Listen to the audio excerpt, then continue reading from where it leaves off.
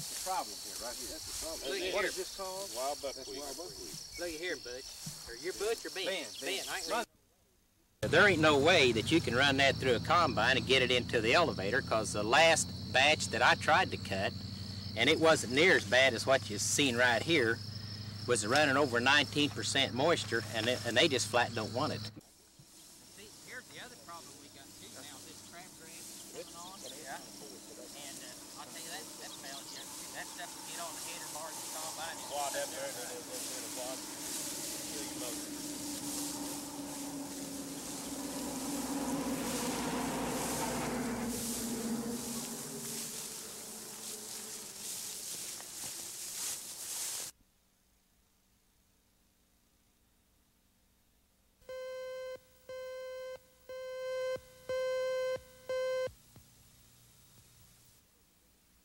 One of the biggest surprises in the primary election is the Democratic scuffle for governor. Governor George Nye picked up an opponent on Wednesday with the filing of Howard Bell, an unknown Democrat from Blanchard. Until Wednesday, Nye was unopposed.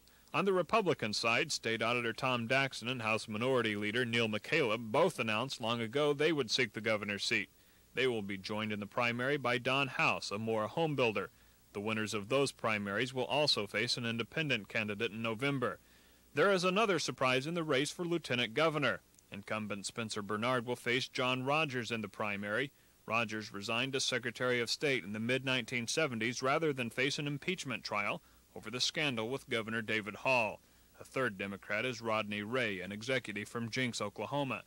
Two state senators, Norman Lamb and Warren Green, will vie for the Republican nomination, along with Bethany businessman Michael Williams. Many legislators won't face opponents at all. 10 members of the Senate will reclaim their seats without opposition, while 40 members of the House of Representatives also have no opponents. For everyone else, the primary election is August 24th. Charles Schnitzer, Action 4.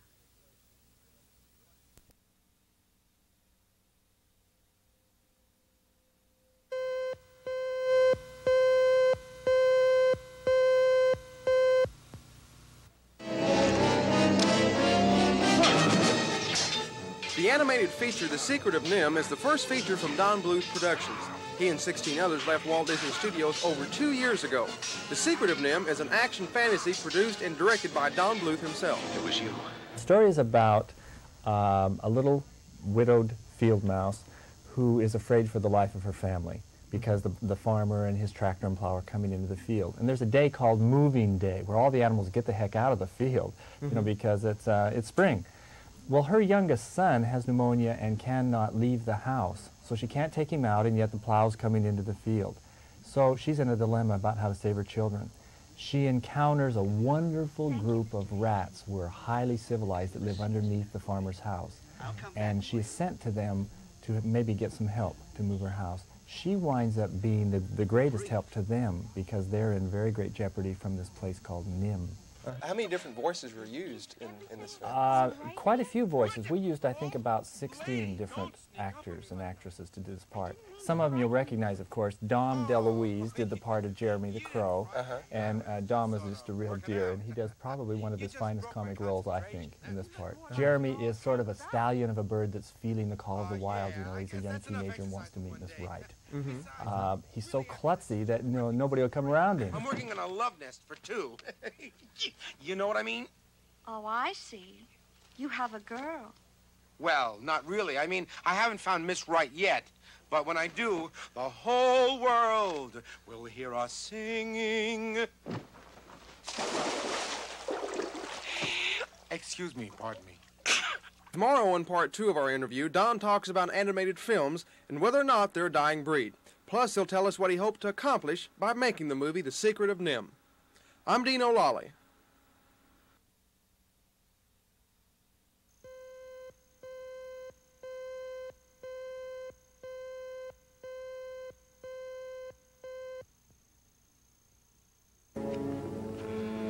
Please, forgive me for disturbing you, but my son's life is in great danger.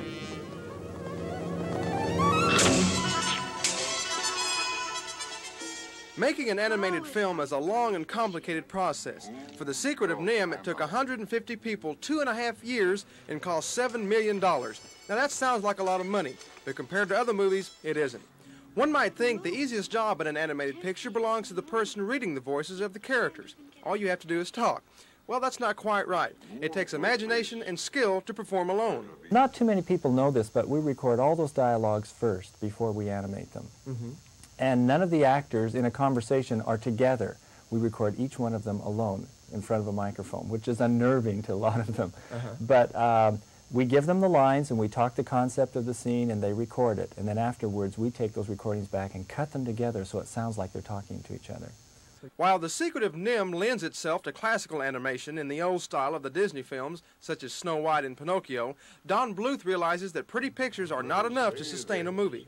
The important thing in any film is the story, not the effects, not the colors, not the scenery, not the actors even. It's the story. And when you get the story working, then the audience feels something with the characters on the screen. And that's what it's about. You want to feel something from the story you're looking at. When people walk out after seeing this movie, what do you want them to feel? I think if you come out of this film feeling that you have a renewal of hope in the world, and even though you watch all these horrible newscasts that are 2 hours long that tell you that the world is crashing down around you, the sky is falling, that isn't always the truth, Don't believe every rumor you hear. That there's a lot of hope and that the world will continue and things will work out. And you can solve your problems if you just keep trying. And if people like Don Bluth keep trying and hoping, the animated film will never become an endangered species. I'm Dean O'Lally.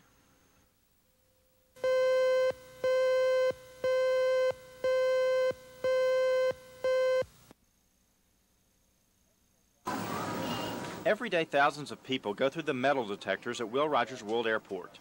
Check your bags, please. Airport police have reported an increase in the number of weapons, including handguns, they've been picking up at the airport screening stations. Last week, 12 guns were confiscated at the airport. 4 of those were found in trash cans. It's against the law to attempt to carry a weapon on a U.S. carrier.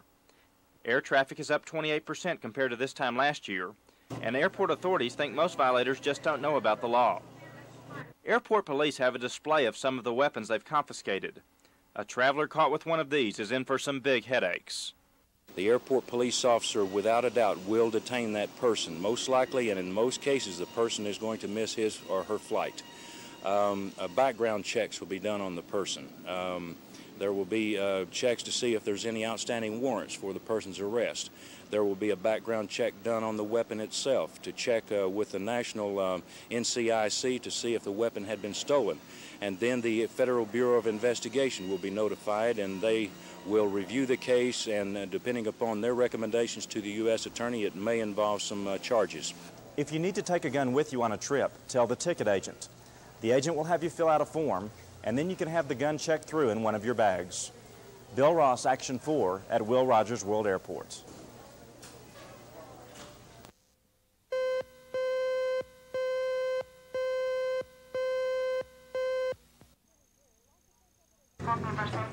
The people at the city zoo like to think of it as an internationally famous zoo. Hopefully, with the almost $1 million increase in the budget, it'll continue to stay that way.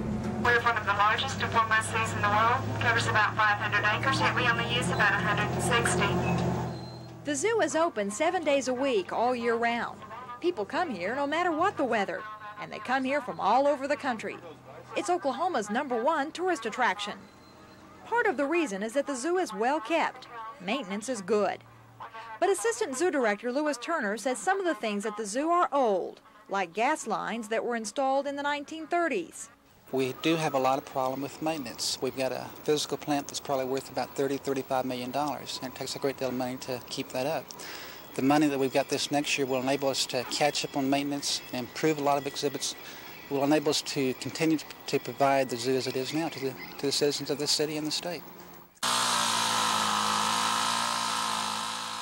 The new money will enable the zoo to make a lot of improvements. The extra $1 million will be used to improve a number of the animal displays, such as the pachyderm building.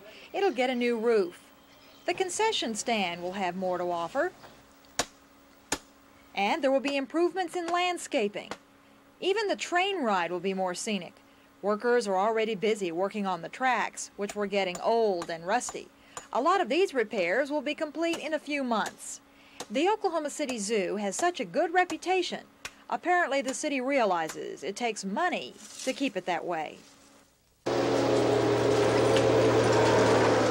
Bella Shaw, Action 4 at the City Zoo.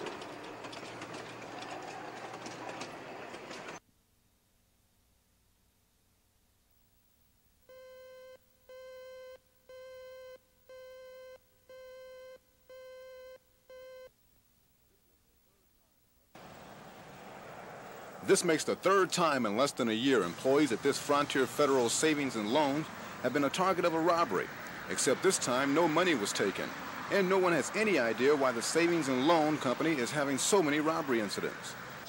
Police were quick to respond and treated the incident as if money was stolen. One bank official describes what happened. A black male, probably in his 30s, well-dressed and well-groomed, came in and displayed a gun and asked the employees to stand against the wall, and then he departed himself. Authorities searched the area for the would-be bank robber nearly a half an hour, following tips given to them by residents that a man matching the description of the suspect was in their neighborhood. And just a few blocks away from the crime scene, police apprehended 30-year-old Willie James Williams. He offered no resistance when asked to get into the police car, and allegedly told the arresting officer he was the man they were looking for. Williams has been booked on a complaint of attempted armed robbery. Since no money was taken, there will be no federal charges. Officials at the Savings and Loans say they will definitely consider new security measures after this latest incident. Ed Stewart, Action 4 in Northwest Oklahoma City.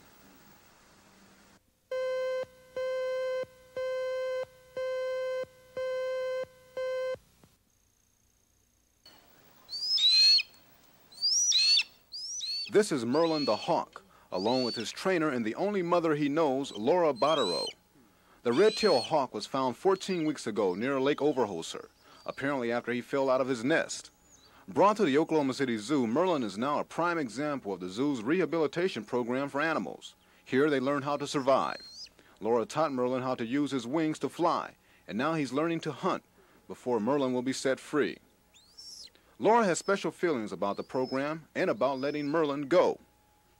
It'll be, with mixed emotions, but I think that I've done the right thing in letting him go.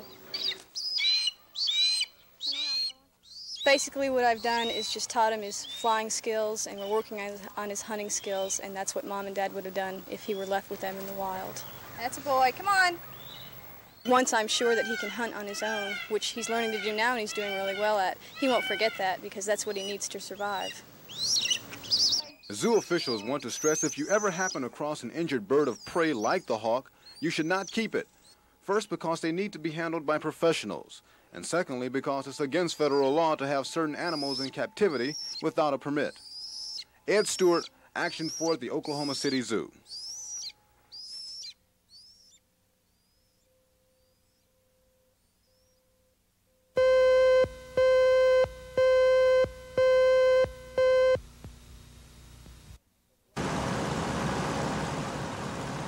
The plane, a single-engine Piper Cherokee, was taking off from a private airport in Harrah. The plane got off the ground, but not high enough. In fact, a witness told Action 4 the plane hit a post, knocking off a wheel, then continued underneath highline wires. It gained altitude, yet it nipped a chimney on a nearby house. The plane crashed behind the house near the intersection of 23rd and Dobbs in Harrah. The passenger, Bob Clark of Harrah, was killed on impact. The pilot, 38-year-old Darrell Crosby of Oklahoma City, was taken to Baptist Hospital. He's listed in good condition. Minutes after the crash, aviation officials were on the scene investigating. An FAA investigator advised me that what he feels that has determined the crash was that this type of plane has a tendency to stall in hotter weathers. Therefore, the landing strip, he either didn't have enough room to take off or the airplane stalled just on takeoff. The pilot's son was on the ground at that time, advised me that it looked to him that is as if the runway was not long enough to take off. There are still a number of unanswered questions. We've learned that the plane, owned by a firm from Guthrie, was up for sale, and Crosby, the pilot, was reportedly showing the plane to Clark, a prospective buyer. Ben McCain, Action 4, Harrah.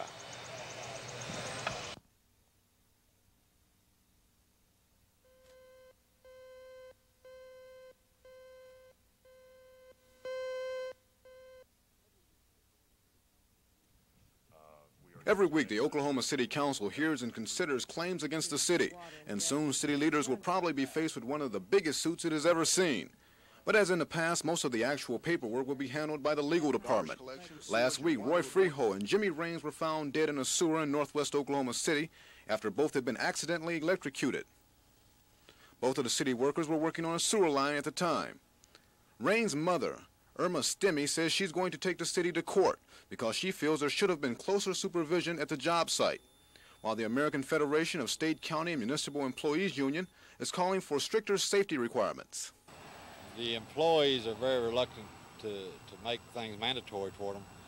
My concern with this particular incident is, was there a switch to kill that electricity, and were the employees in a hurry just to go down there and get their job done and get out rather than taking the necessary safety precautions? I'd like to think all the employees are safe, but I know that sometimes they just want to get the job done and don't want to take the necessary precautions. We're going to request that they be monitored more closely. City leaders have indicated in other cases that safety standards need to be of top priority for many jobs. But even if the council requires new safety procedures, city leaders say there's no guarantee the workers will abide by them. Ed Stewart, Action 4. I've certainly been critical of this.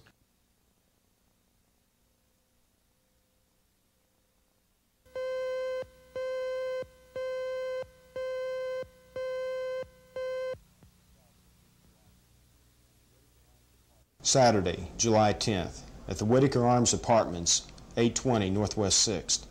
At approximately 3:30 a.m., two unknown men approached apartment number 6. Forcing the door open, they quickly entered. Inside, they found 83-year-old Irene Blackard asleep on her bed. Dragging the elderly woman off the bed, both intruders will then sexually assault the victim on the floor. After raping the woman, both suspects will then beat Irene Blackard to death. Leaving the victim on the floor, they quickly left the apartment. This is a composite drawing of one of the suspects seen at the apartment. He is described as a half-white and half-Mexican or Indian male, 19 to 20 years old, 5 feet 7 inches tall, weighing about 150 pounds. The suspect had naturally curly brown hair parted in the middle. The number 2 suspect is described as a Mexican or Indian male, 23 to 24 years old, 6 feet 2 inches tall, having black hair combed back. I'm Officer Bill Hanneman. If you have any information about this crime or the suspects we described above, call Crimestoppers. If your information leads to the arrest of the persons responsible for this brutal murder, you could earn a $1,000 reward. Crimestoppers also pay substantial cash rewards for information about other serious crimes, and all callers will remain anonymous. The number to call is 235-7300.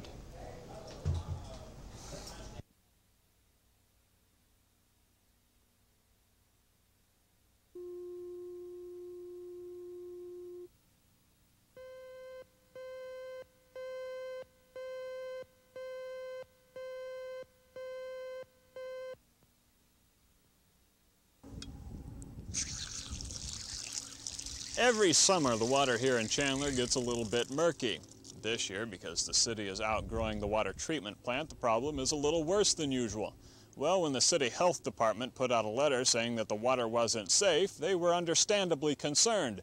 But the city says they're aware of the problem, they're working on it, and they're positive they have it solved.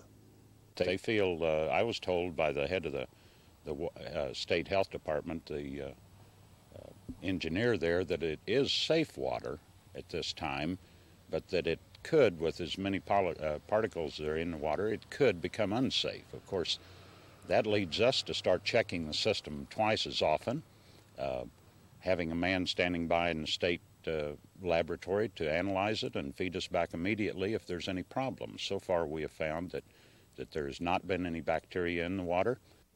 The health department has suggested Chandler residents boil their water for taste and added precaution. But the steps the city has taken are clearing things up, so to speak. Ironically, finding a long-range solution heightened the problem this year. The clarifier step at the Chandler water plant has been closed for expansion. When the clarifier goes back into use on Tuesday, the city of Chandler can safely double its water production. Charles Schnitzer, Action 4, in Chandler, Oklahoma.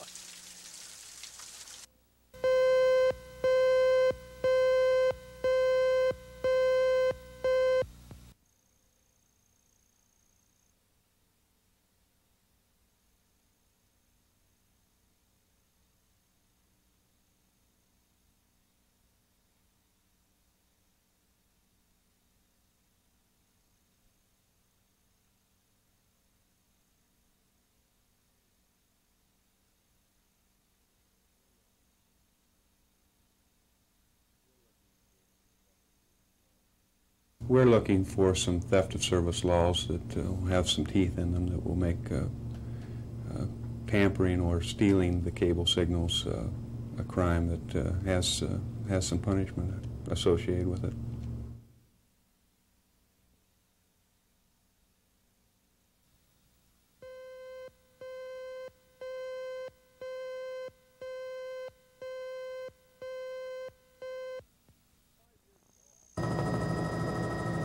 Five years ago, office space in Oklahoma City was at a premium. Everything was full. New spaces had to be built, and they were, with nearly 50 new complexes started or completed in the last 2 years. Now, when some people fear the boom may have busted, Oklahoma City is saturated with office space, and more is on the way. But market researchers report a slowdown in new construction. Their report says that when everything is completed, Oklahoma City office complexes will have a vacancy rate of only about 9%. I think an 8% vacancy rate in either apartments or in office buildings is a good, healthy sign. Anything greater than 8% would not be good for the economy. It would be a definite sign of overbuilding. Market analysts agree that when the current building projects are completed, Oklahoma City will be saturated with office space. Only a few people we talked to believed it will be oversaturated. But nearly everyone agrees that it is only a matter of time until the economy takes a slight upturn, and Oklahoma City will continue to grow, and that office space can be absorbed. Charles Schnitzer, Action 4 in downtown Oklahoma City.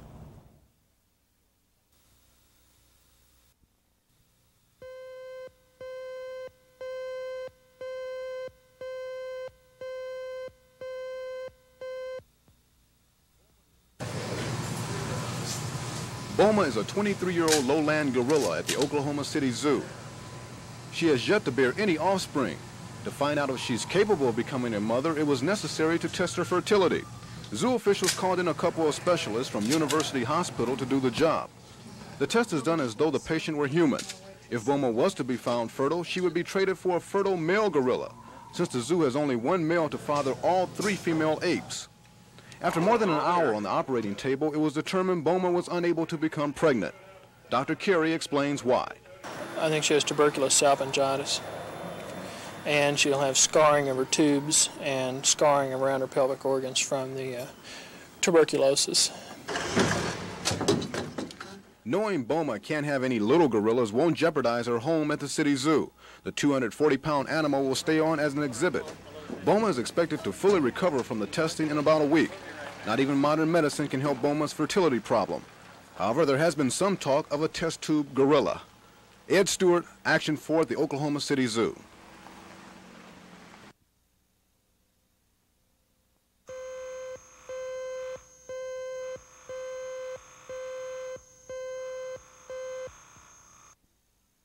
That was just because of my white racist views.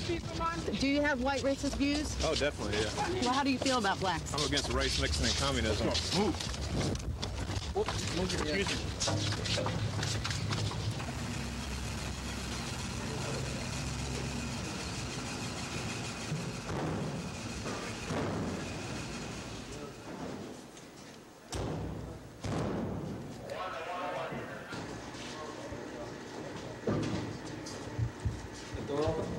Yep. Door's open.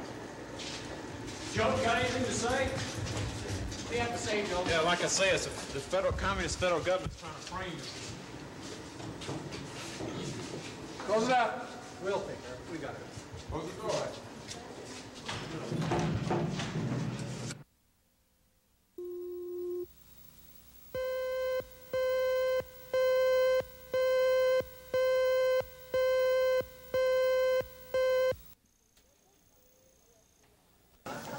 The report comes from the OSBI, the Oklahoma State Bureau of Investigation. Their figures show that crime in Oklahoma has definitely gone up.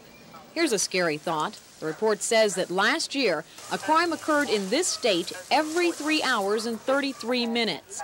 The biggest increase is in robbery. Crimes in that category have jumped almost 15% to a total of 3,558 robberies. The next increase is in violent crimes. Last year, these crimes rose almost 7%. There was at least one decrease in nonviolent crimes. Not much of a drop. 0.1%, but still a drop.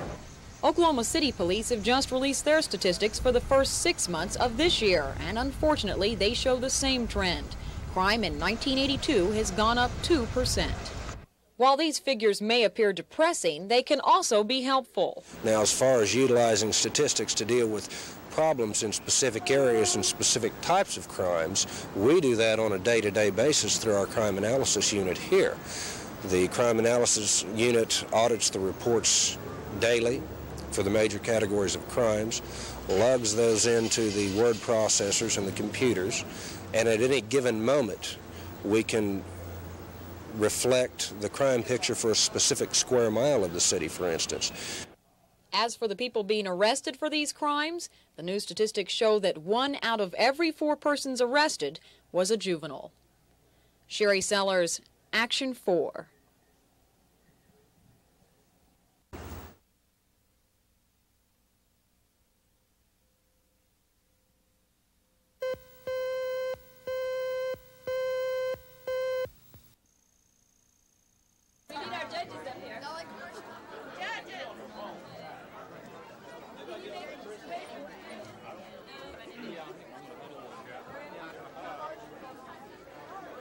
Burt Reynolds here tonight is this gentleman right here. All right. Let's see him cover that.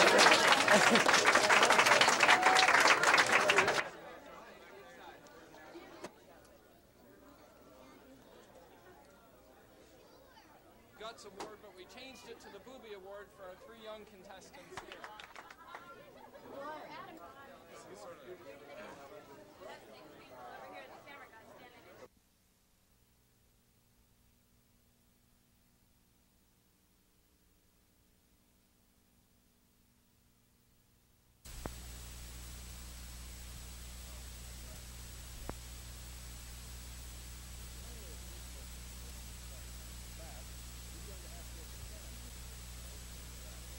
The first thing that I would do is put a lid on all appropriations, and then I'd call in every department and agency head, and I would explain to these folks if they hope to continue in my administration that they better be cutting all of the waste out of their departments before they bring in their next request for appropriation.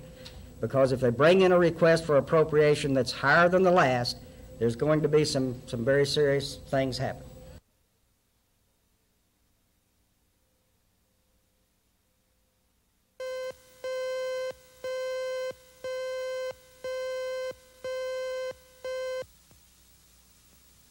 I do have a subspecialty, which is personnel management. And I've been in BUPERS recruiters that these youngsters coming in now know about this drug policy and are ready to embrace it. We have found a very positive side effect, which I don't think anybody could have predicted, but we have youngsters coming into recruiting stations now who are really looking for a way out of the peer pressure in the civilian environment, which causes them to experiment with or get involved in the hard use of drugs. And they now perceive that there's an organization they can get into where, hey, it is not the thing to do. Drugs are not the thing to be involved with. And our recruiters, when talking with these youngsters from day one, point out that we do not tolerate and we will not tolerate drug use or drug abuse in the Navy.